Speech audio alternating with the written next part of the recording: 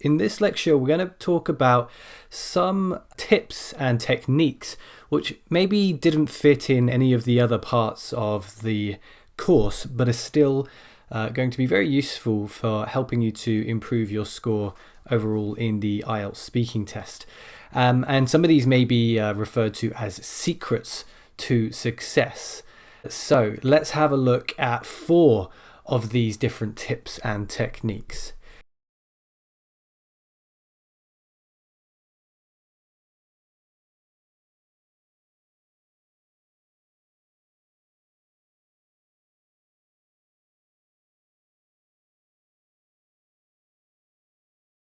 If you were a native speaker of English, you probably wouldn't have understood me. I actually have a very good friend who speaks very quickly all the time, and we always have to tell him to slow down because nobody can understand him. So in the exam, speaking very quickly is not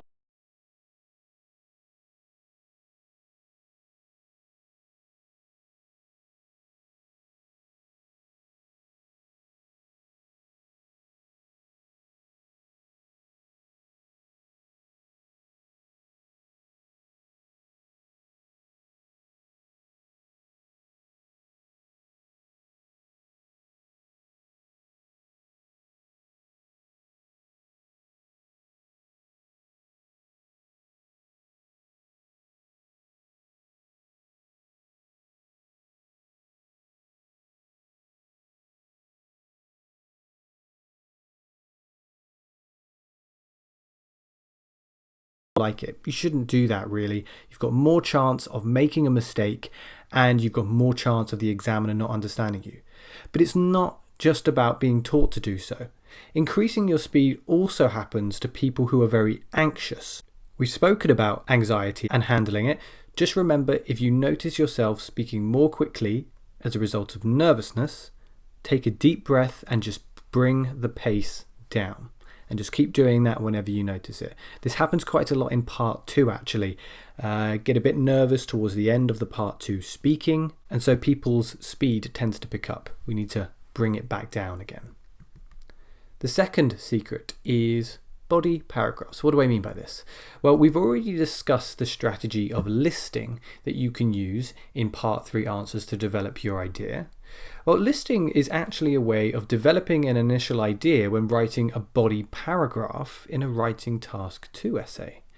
So try to treat your part 3 answers in speaking like you would body paragraphs in writing task 2. Think about all the ways that you can develop an idea in a body paragraph in the essay part of the exam. So you can start with an idea, you support the idea, you give an example to support the supporting point, then you give an alternative and a result of the alternative. This strategy here, this body paragraph strategy, you can actually find on YouTube if you look up my video.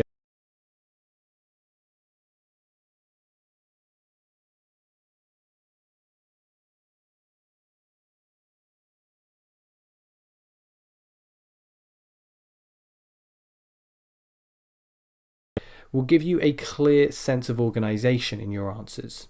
It's a great opportunity to use discourse markers as well, and it gives you lots of room for developing your original idea. So, part 3 answers, just like body paragraphs in writing task 2. Secret number 3, avoid trousers and shoes. What do I mean by this? Well, if you have to answer a question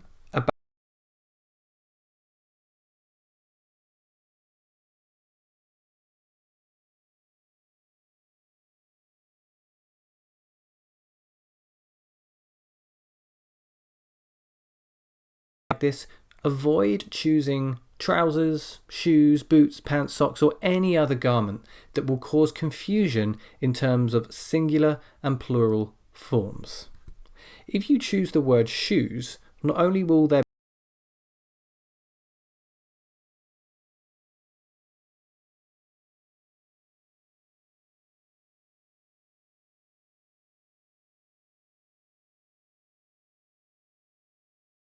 be picking out a shirt, jacket, dress, coat, hat, tie, any other simply singular noun.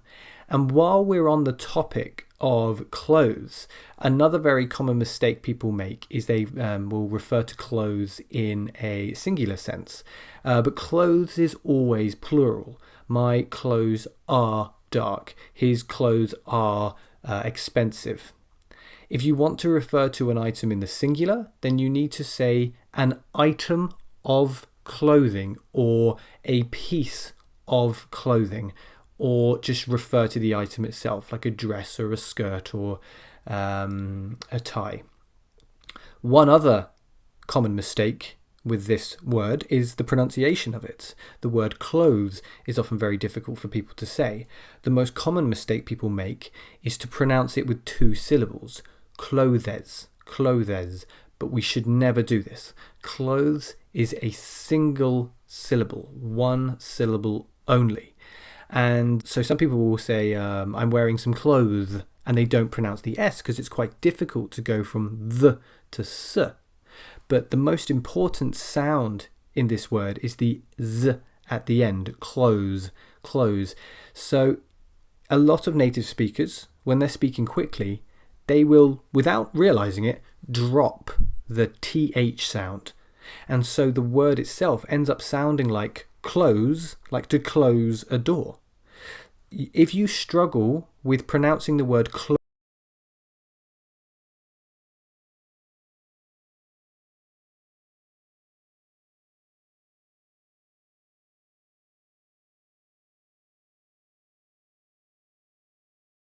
so I like to wear warm clothes in the winter.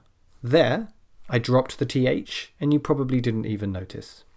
Okay, final secret here, question tags. Part 3 of the speaking test is referred to as the discussion stage, but there's not really much of a discussion happening here. It's just you're being asked a question and you're answering the question, and then you move to a different question. So we can change that a little bit. Bringing in question tags to emphasize our points can make it seem as though the examiner is a bit more involved and can give us a much stronger sense of command over the language. Now, the type of question tag I'm talking about here is not in the form of a question. It's not like, this is the way to the train station, isn't it?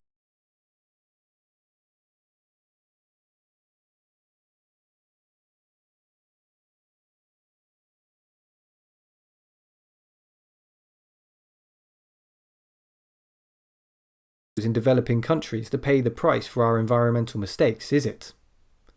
So notice the pronunciation here, the intonation.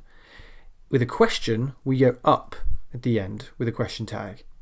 But with a statement where we're really kind of emphasizing our points and we're creating a statement with shared knowledge with the examiner as if he's likely to agree with us and we both know this thing, then we go downwards in our intonation.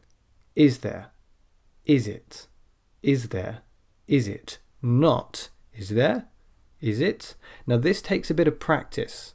So you need to practice this quite a bit. From what I found with my students is it doesn't come naturally the first time. So a bit of practice with a downward intonation.